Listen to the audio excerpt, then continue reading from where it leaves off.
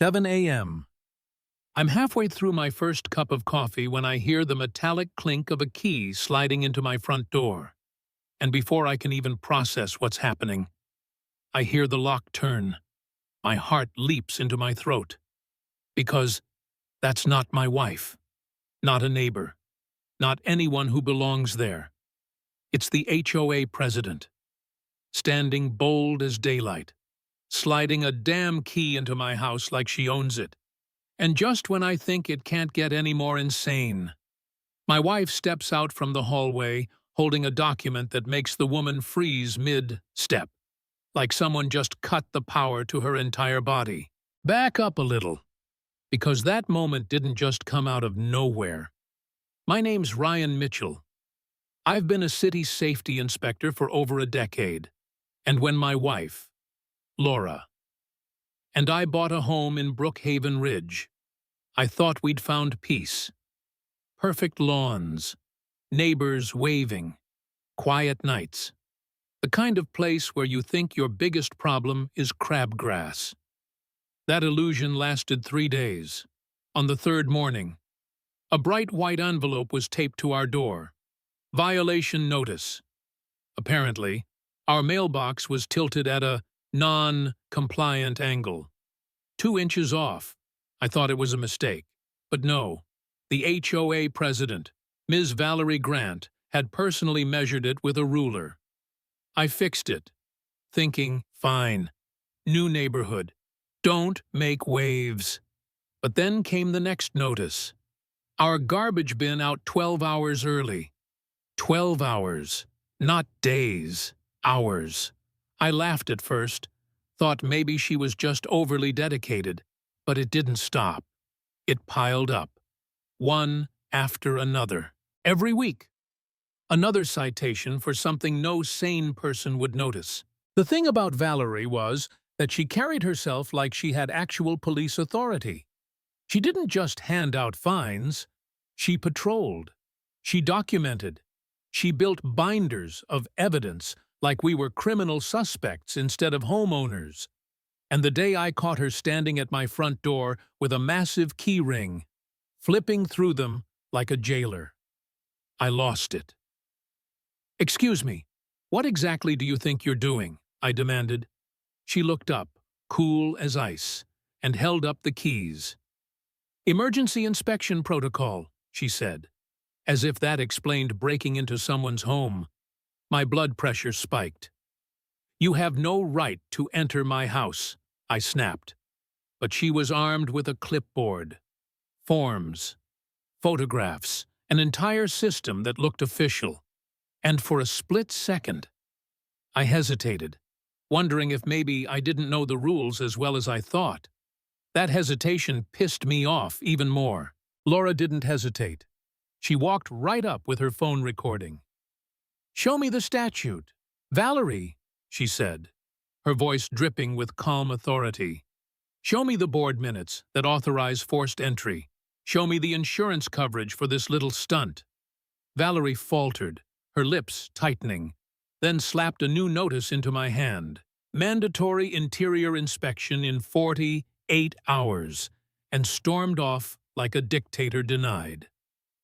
That night, lying awake, I couldn't shake the image of her keys, each one labeled with a different street address. If she had a key for us, how many other houses could she walk into? The weeks that followed turned my home into a war zone. One night, I caught her back with actual lock-picking tools. Another time, she brought a locksmith, claiming emergency safety upgrades. The poor guy looked from her to Laura to me, then muttered, "Lady, I'm not getting arrested for this," and left. Valerie turned scarlet, spitting about community safety. But what made my stomach twist wasn't her persistence. It was when she brought up my past, casually dropping comments about cases I'd handled as an inspector, violations I'd written, even names I hadn't heard in years. "You think you can outrun your history?" she sneered once. "You think no one remembers what you did to families?" That shut me up cold. Because she was right about one thing. I had a history. One of my most notorious cases involved a contractor named David Hawkins.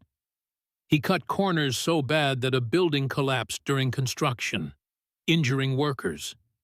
I cited him. He went to prison. 6 months later, he died in there after a fight. I told myself I'd done my duty.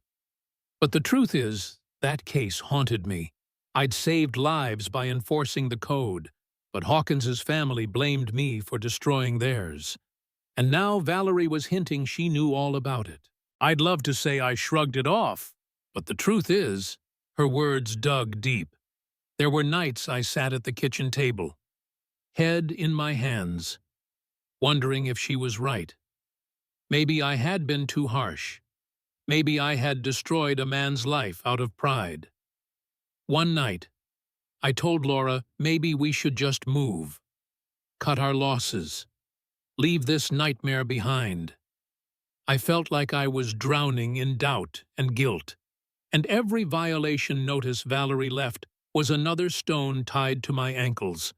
Laura sat across from me, quiet, then leaned forward, eyes steady. Ryan, listen to me. You didn't destroy anyone. Hawkins made choices that endangered lives. You enforced the law. If you walk away now, you are letting Valerie rewrite the truth. Do you really want her to win like that? Her words hit me like a slap. She was right. I was letting fear and guilt twist me into someone who didn't even recognize himself. That was the night I stopped being passive. That was the night I decided if Valerie wanted a war, she was going to get one. It all came to a head on a Sunday morning. I was standing at the window when Valerie marched up the driveway with a crew, 6 people carrying clipboards and tool bags, fanning out like a tactical squad. She wasn't hiding anymore. She had a brand new key in her hand, one obviously cut for our exact lock. My heart hammered in my chest. She slid it in and turned it, smooth as butter, and the door swung open. She stepped inside with a smile that made me want to rip the drywall down around her. This was it. She'd finally breached the last line of defense, our home.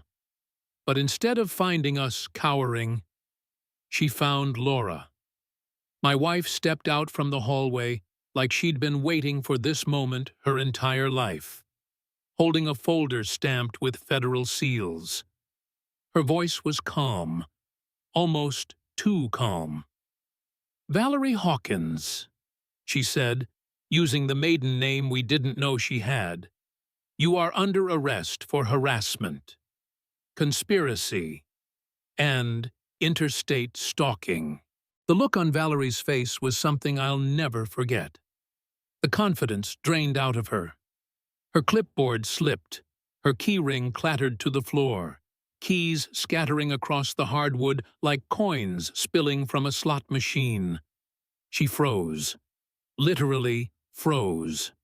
1 foot in the house, 1 foot still outside, staring at the warrant in Laura's hands. And then, behind her, came the final blow. 2 uniformed officers stepping forward. One of them was her own husband, Officer Grant. His voice cracked with exhaustion as he said, "Valerie, it's over. Step outside." The neighbors had gathered, phones out, whispering, recording. The queen of Brookhaven Ridge, the woman who terrorized us with fines and threats, was standing in my doorway, handcuffed, spitting fury. "You destroyed my family, Ryan," she shrieked. "You'll pay for what you did to David." But her words were swallowed by the click of cuffs and the shuffle of police boots. Watching her crumble was both surreal and satisfying.